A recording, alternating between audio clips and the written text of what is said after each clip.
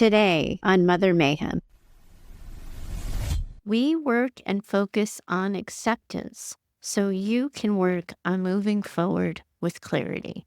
When people get stuck avoiding acceptance or they struggle with finding acceptance, they often remain trapped in the pain of the past.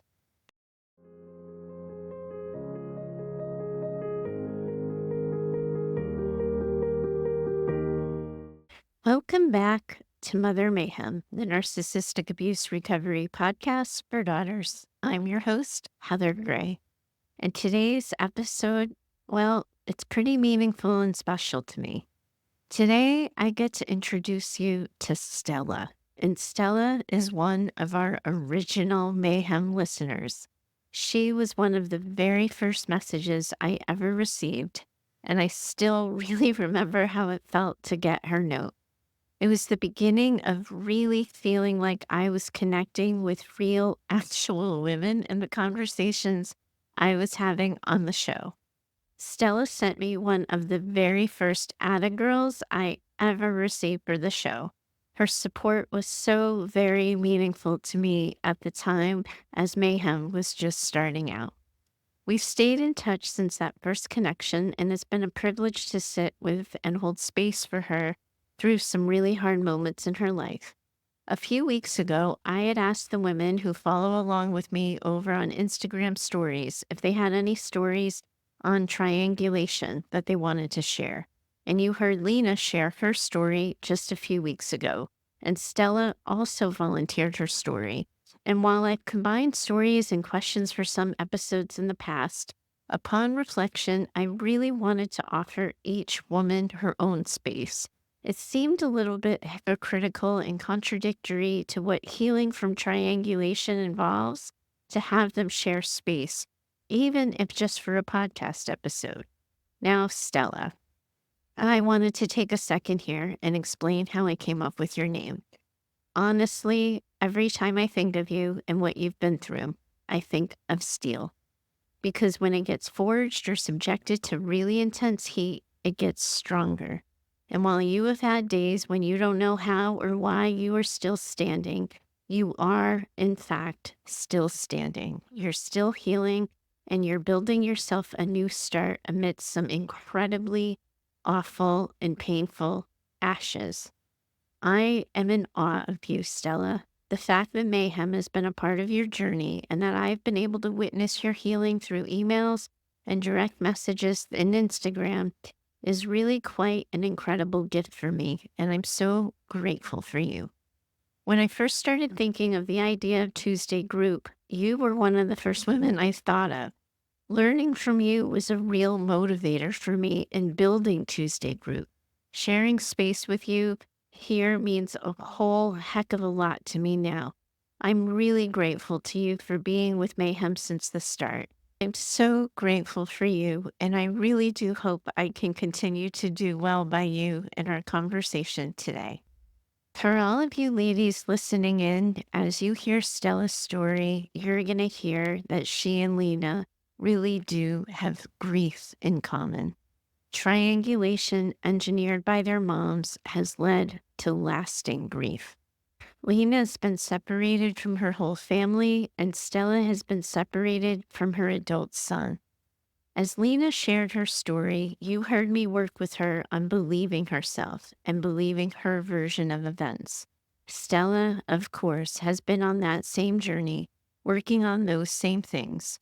In our chats and messages about this, I've also talked to Stella a lot about acceptance and what that looks like in a story that is so awful.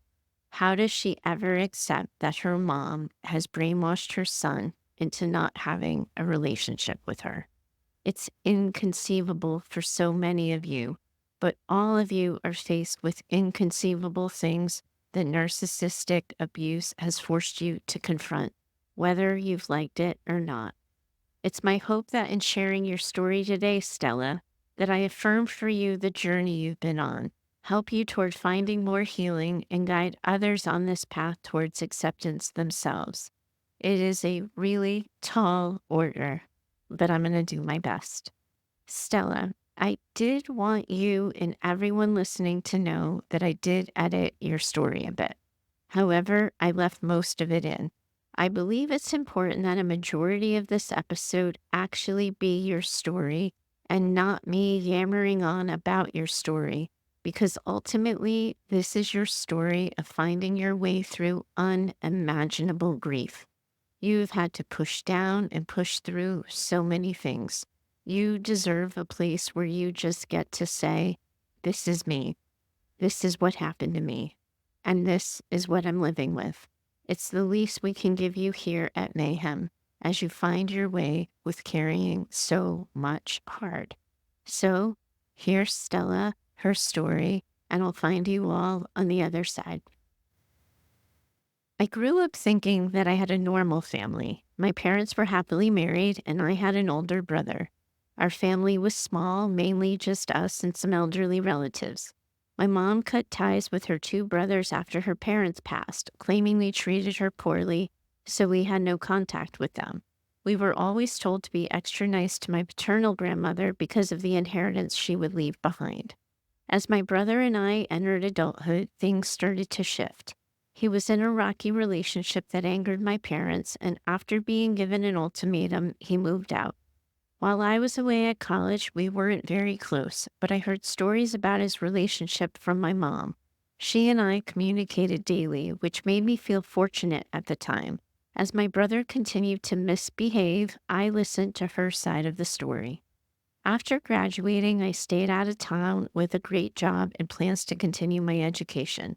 My brother had moved on to a new relationship, and while I occasionally heard negative stories, he seemed happy. And as I was nearing the end of my apartment lease, my mom started sharing health concerns about both her and my dad. I felt guilty for being away when they needed me, so I quit my job and moved back home. I found a job, though it wasn't ideal, and had to abandon my plans for a master's degree since it wasn't offered there. On the plus side, I saw my family more and I met my future husband. My brother, his fiance, and we all got along well, and they even moved into the same apartment complex. Despite this, my mom frequently complained about their spending, their messiness, and even her fiance's parents. Though I stayed friendly, these complaints stayed in the back of my mind. My husband and I got engaged and married before my brother and his fiance, and my mom told me that this upset them. However, they never showed it and always seemed happy for us. We bought a house and they helped us fix it up. At the time, we had a strong circle of mutual friends and everything seemed to be going well. A couple of years later, after my brother and his wife had married, my husband and I had our son. They were very involved with him. I remember my mom warning me to be mindful of my brother and sister-in-law because they had been pregnant and had to get an abortion, which might make them sensitive or jealous. I've never asked them about this, and I now believe it was likely untrue. But at the time, it made me feel uneasy when they doted on my son. About a year later, they had a daughter. My mom agreed to quit her part-time job to watch our son if we paid her what she had been earning, and she did the same for my brother's daughter. Later, we found out she had told them we refused to pay her, so she had to charge them more, even though she had always complained to us that they didn't give her any money. Around this time, my brother began having trouble at work, which became public knowledge. My mom was devastated, primarily because it reflected on her. By then, we had 2 kids and decided to move out of state. We all lived in the same subdivision at the time, so it was a tough move, but we were excited to start fresh. Soon after we left, my mom said they were moving to a house 2 doors down from us. Citing embarrassment over my brother's situation and my dad's dementia diagnosis, she said she couldn't count on my brother for help and she needed to be near me. Later, we learned from my brother that she told them we had threatened to cut off all help if they didn't move with us. She also claimed we demanded she continue watching our kids when they moved. Things intensified at this point. We constantly heard awful stories about my brother, work issues, extramarital affairs. He was in a bad place. I regret not reaching out to him during his time of need. But with two toddlers in a new place, my discontent with his choices, it was easy to step back. My parents became even more involved in our lives.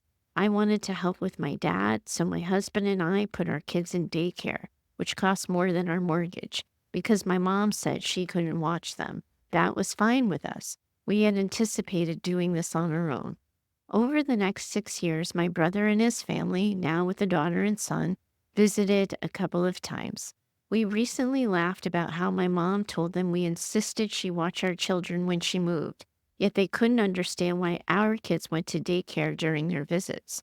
I spoke with my brother periodically, but it was awkward. He wasn't working because he was involved in a lawsuit with his previous employer over his firing. My mom constantly shared stories about their overspending and how they weren't properly caring for their daughter, who had some extra needs. I was mad at him, mad that he embarrassed our family, wasn't being a good husband, and wasn't being a good dad. This was the beginning of our estrangement. We ultimately moved back to Florida, just to the other side of the state. My brother's family ended up living in his in-laws' rental because they were struggling financially and had lost their house. My dad's health was declining, so we bought a house within a mile of my parents' home to continue helping them. My brother would call their house daily to talk to my dad or check in, but my mom eventually stopped answering his calls. I'd sit in their living room while she'd look at her phone and say, "Oh my gosh, not now," letting it go to voicemail. He became a burden to her, and she felt overwhelmed with my dad's needs. My dad was usually happy to talk to him, but he would do whatever my mom said. His dementia progressed, but still he recognized us. We eventually convinced my mom to move my dad into a facility. She waited longer than I would have liked, and I felt she needed a break and to allow others to take care of him. He had been her job, quote unquote, 24/7. Unfortunately, even after placing him in a memory care facility, he still consumed her life. She visited at the same exact time every day, did his laundry, helped with his feeding, and refused to leave the county. I tried to encourage her to join the local YMCA and make friends, constantly expressing to my husband that we knew my dad's outcome and she would be utterly lost when he was gone. He was her whole life, and she was doing nothing else, and I stressed over it constantly. My brother found out from a relative that my dad was in a facility. My mom had never told him. He pestered her until she finally spoke with him, and he said he was coming with his family to see their father. She dismissed it as not a big deal, saying my dad wouldn't know who he was anyway. My brother hadn't seen our dad in years and was heartbroken. When he and his family walked into my dad's room, my dad immediately greeted them by name, asking, "Where have you been?" That moment was my brother's lowest point.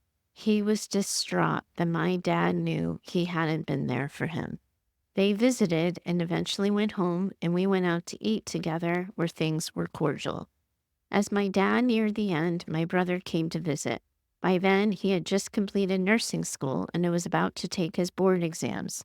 On the afternoon of my dad's death, I was at work while my brother was with my mom in my dad's room. He told her it was going to be soon and that she needed to call me. I found out later that she refused, saying if she called me at work, I would only get mad at her, as I often did. My brother finally said, "I don't talk to her, but I'll call her if you don't." She relented, and I was able to get there in time. My dad passed away with the three of us by his side. It was one of the saddest days of my life. Afterward, my brother went home. There was no service for my dad. My mom said they hardly had any friends, so there was no point. She had him cremated, which was his wish. He wanted his ashes scattered at sea, but she told him she couldn't bear to part with them.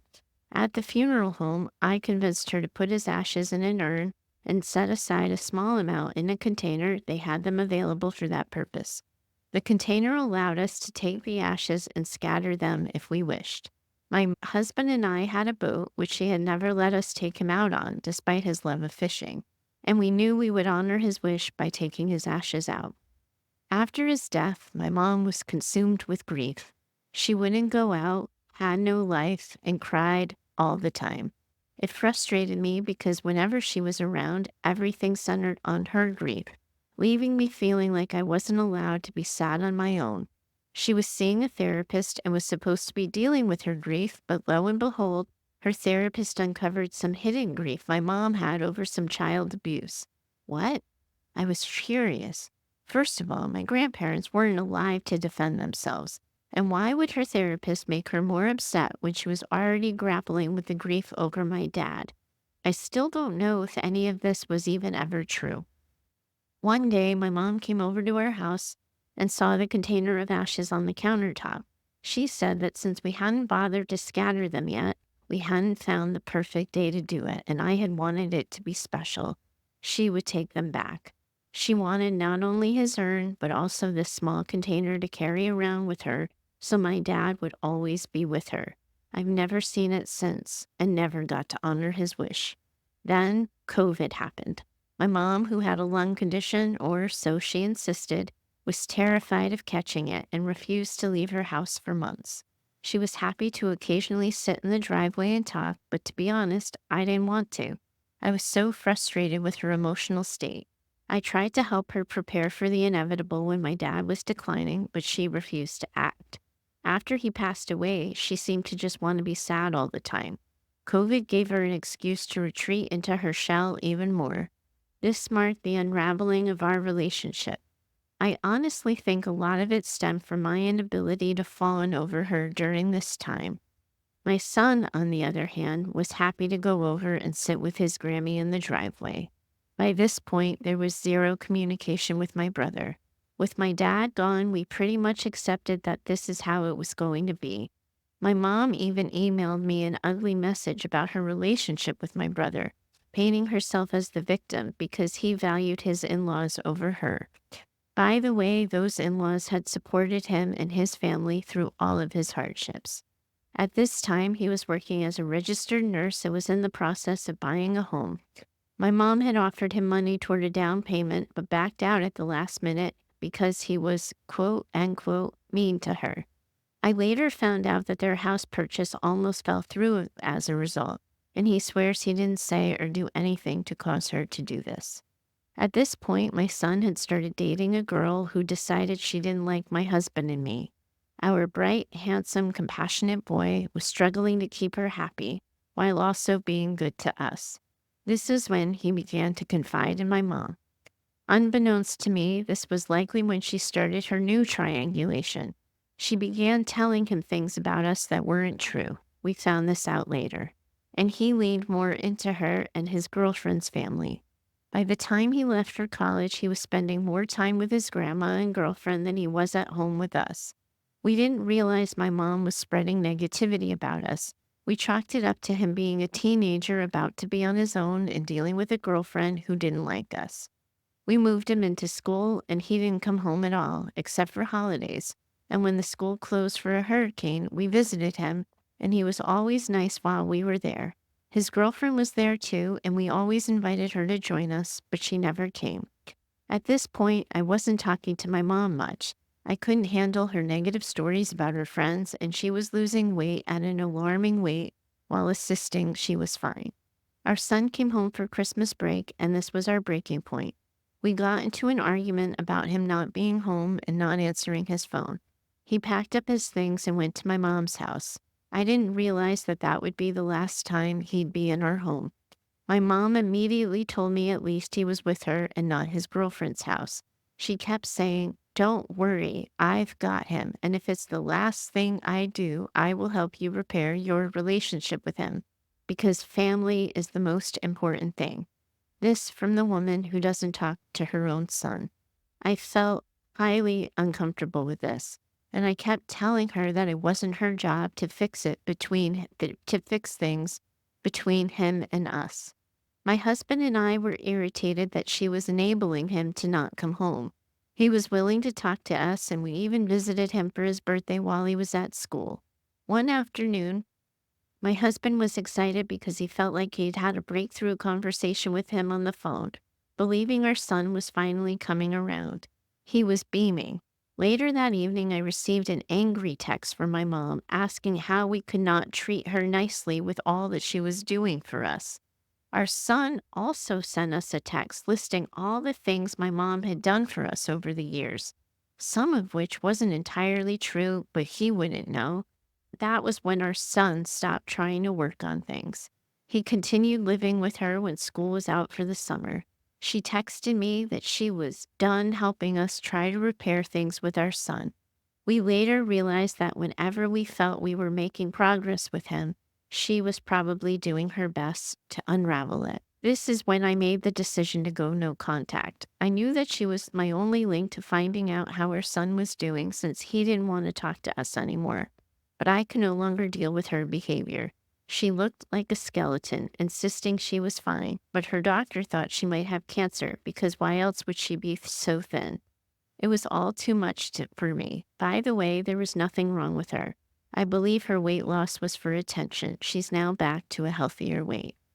No contact with her also meant no contact with our son, and it was a heartbreaking decision.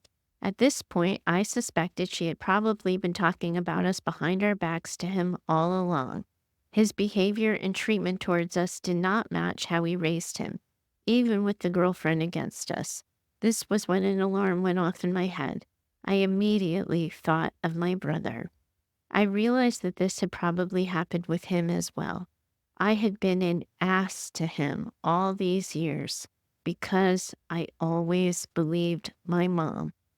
What if it was just lies? So I went from her telling me she was done to deciding I wouldn't talk to her, and subsequently my son, to realizing I needed to reach out to my brother after many years of not communicating. I sat down and I sent him this message. I wanted to reach out and see how you and your family are doing. I also want to apologize for being a crappy sister. I spent many years believing all the things Mom has told me only to realize that she doesn't always speak the truth. It's been a tough lesson for me, and she and I don't talk, and my son is currently living with her while he's home from college because he won't speak to us anymore. It's extremely painful, and sadly, Mom has enabled him a lot in his thinking about us. Like I said, I've learned a lot about her and how she treated people, you included, during Dad's illness. And much of it was her trying to be in control and manipulate things to her liking. I know a lot of what she did was actually at a detriment to Dad, though she would tell you it was all for his benefit. I see her a lot differently now than I used to, and combined with not having my son in my life, it's made me think a lot about family.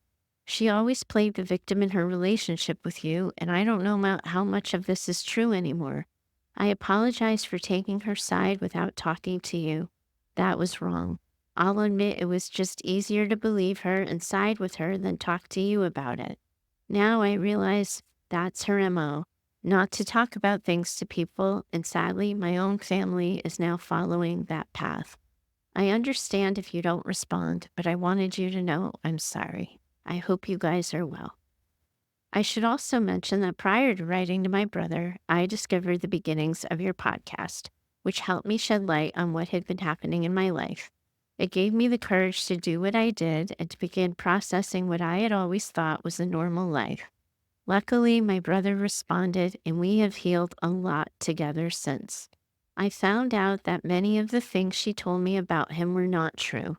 The things that made me resentful towards him weren't accurate.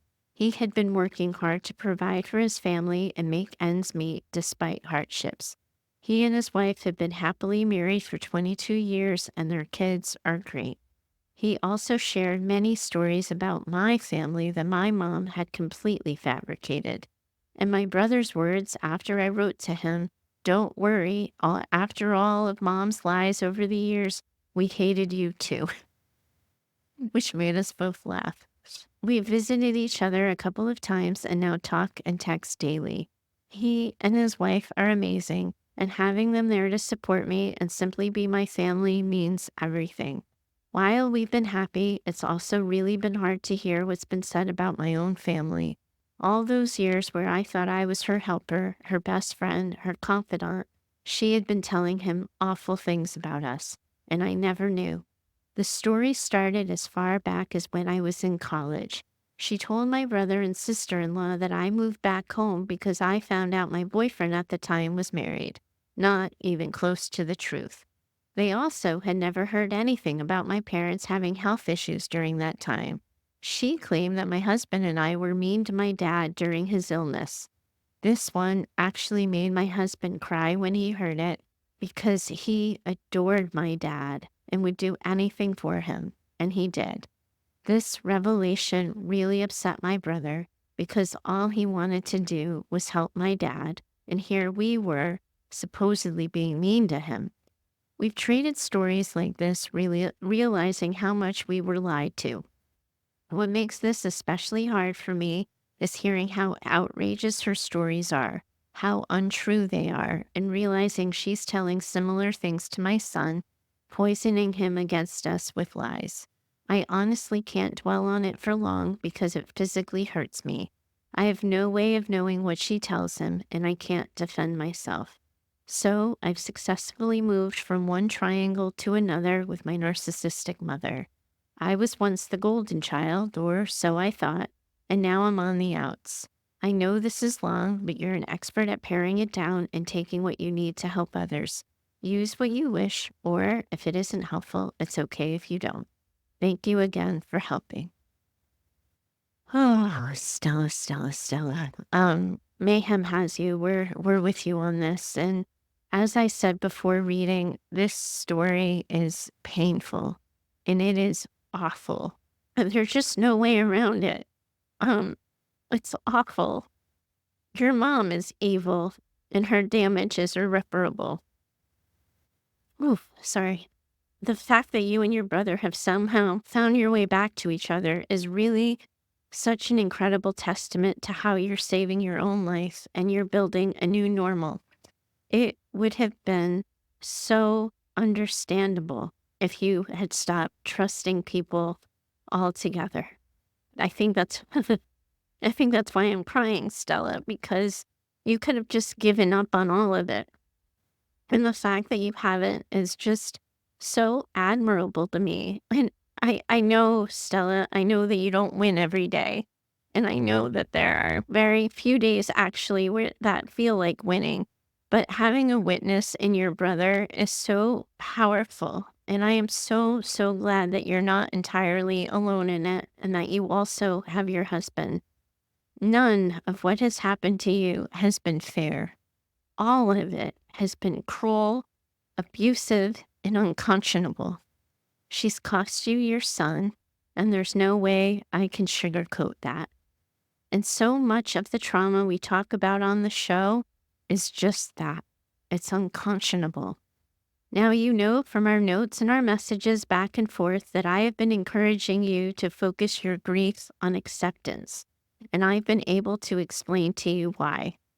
I first want to let the listening audience know on that chat. I'm going to pull myself together a little bit too here, Stella. I'm just so in awe of you and so proud of you. I just feel this so deeply with you. Whew. Okay. So I've said in other conversations that acceptance is this part of grief and trauma recovery work. And this is the area that honestly I experience the most resistance. And I think that this is in large part because of our association with the word acceptance. To many of you listening, you hear me talk about acceptance, and you might, on some level, hear me telling you to just get over it. Others of you are going to hear the word acceptance and you feel like you're never going to accept what happened to you because acceptance means on some level that saying that what happened to you was okay or somehow it wasn't actually that bad. And of course, none of you want to say or imply that. And I, of course, certainly don't want to do that either. But that isn't what I'm saying when I encourage Stella and all of you to work on acceptance. Acceptance simply means acknowledging and naming your story as it is, as it happened, without trying to change, deny, or minimize it. We work and focus on acceptance so you can work on moving forward with clarity. When people get stuck avoiding acceptance or they struggle with finding acceptance, they often remain trapped in the pain of the past. And all of you have likely been there at one point in time or another, wondering who you need to be, how you need to show up for your mother to be different, for the ending to your story to be different. You've wondered about the most perfect time to call, the tone of voice you should use, the topics to talk about, all of it. When your mom has acted out and caused a rupture, you have ravaged yourselves, blaming yourselves, and second guessing every single decision you make. You get consumed with what you did wrong, what you might have been able to do differently, and who or what you need to do to change the ending to the story. And of course, all of you try to do all of those things. Of course you do. This is a normal part of the grief process. This is really normal in trauma recovery, but ultimately, all of this happened because of your mother. Full stop. Beginning, middle, end. Because of her choices, because she was or is narcissistic or otherwise emotionally limited. We spend time on Stella's story today because this happened to her. This is what her mother did, and it's awful. And we all know there's nothing Stella could do to change the ending to her story right now.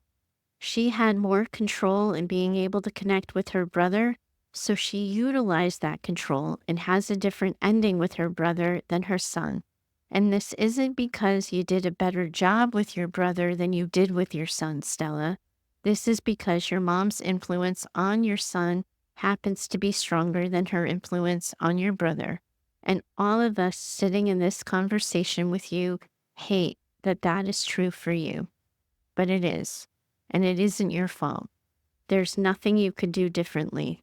Learning to accept that saves you the energy you need to move forward in a life that presently does not include your son.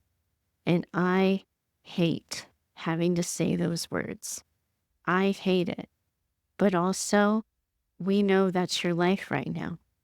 And by moving toward acceptance, naming that this happened, acknowledging that there was nothing you could do to change the outcome, you can use the rest of your energy to build a life without your son. In my conversations with Stella, when she's been stuck and hurting, I have encouraged her to remember that she's doing this to be able to remain open to her son should he ever return. Part of what's helping her heal and find peace is knowing that her son may need her someday. This might not, in fact, be the ending to the story. You've heard me say it on the show, and Stella and I have talked about this in our correspondence. But her son is a victim in this too. He just doesn't know it yet. He is being lied to and manipulated just as Stella and her brother have been. And someday, like Stella and her brother have, her son might realize that he has been robbed of a relationship with his family. And that is going to be a trauma for him. He's going to be gobsmacked with all of the grief Stella and her brother have been managing. Stella and I have acknowledged with one another that right now there's nothing she can do for her son but get well and get ready for him should he ever need her. So that's what she's doing. But in the meantime, she can't just stare at her phone, out the window, or at the door hoping he'll contact her. She has to find ways to fill the space and build a life in the presence of this pain. Stella, you have already made the impossible choice of going no contact with your mom, and you know there's no way you can force your son to see the truth right now. So your healing journey, well, it just has to be the priority. Keeping close to the podcasts, the books, the stories, the music, the art, or nature that helps you heal. Journaling and meditating will likely become more important here. But what's most crucial here is owning your story, owning your narrative, and your truth. And that is what I want you to stay focused on. After so many years of being gaslit, lied to, and otherwise manipulated, holding on to your truth is crucial. And you'll have to keep working on building your village. You have your husband, you have your relationship with your brother, and I would continue to work to expand all of that because we know the giant hole that loss of your son is. You need a village. You deserve a village. And I hope you can continue to work on building one. Also, Stella, with a pain this big, joy will be really hard to find. And sometimes it will feel fleeting, like you have it in your hands and then something suddenly makes you think of your son. And all of a sudden, right there, it's all at the top of your mind again. I encourage you to start collecting joyful rituals, things that bring pleasure and respite, a place you can put your energy, because looking back is only going to be an energy drain. There's nothing new to see there, nothing new to learn, nothing new to process. Your mom has done this awful thing, and you all are forced to live in it. So find the joy wherever you can. Create it in moments. Sometimes joy and peace will feel like they can only exist in the margins of your life because everything is so painful.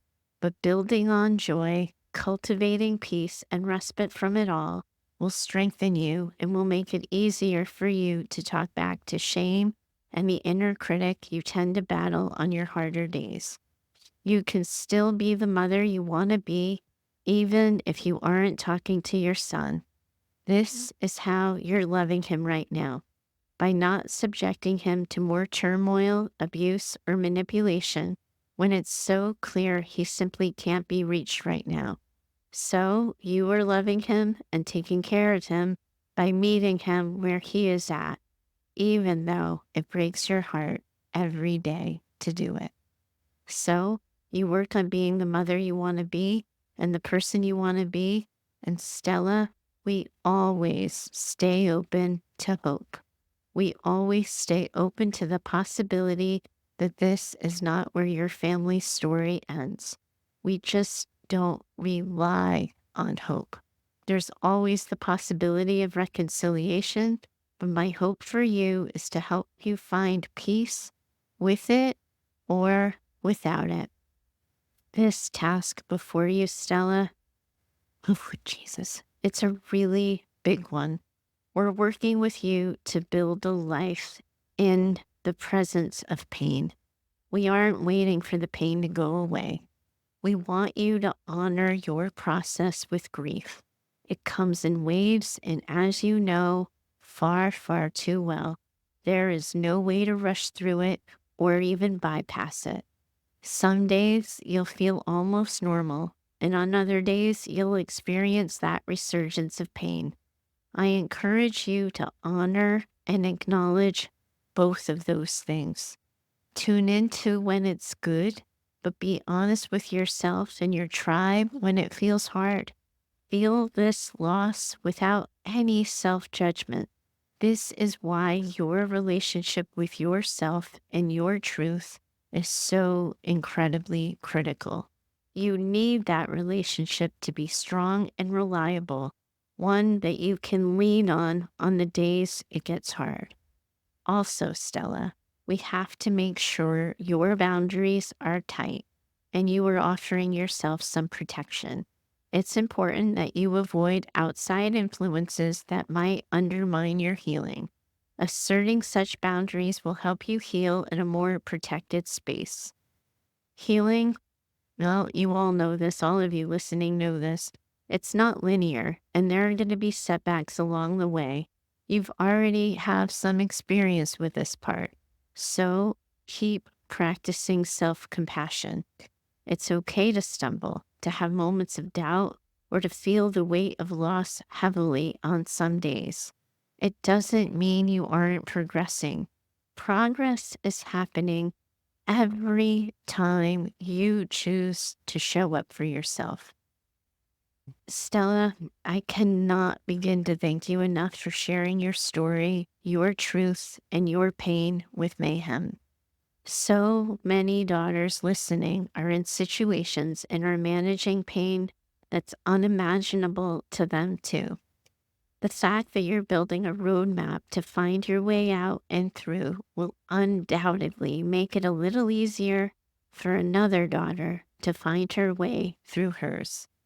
And on a note that continues to be personal, thank you for all that you've taught me about truth telling, about persevering, and about navigating through the hardest things in life. It has been a privilege to be let in on all that you've managed. You always have an open invitation to Tuesday group. That goes for any of you managing these hard things in life.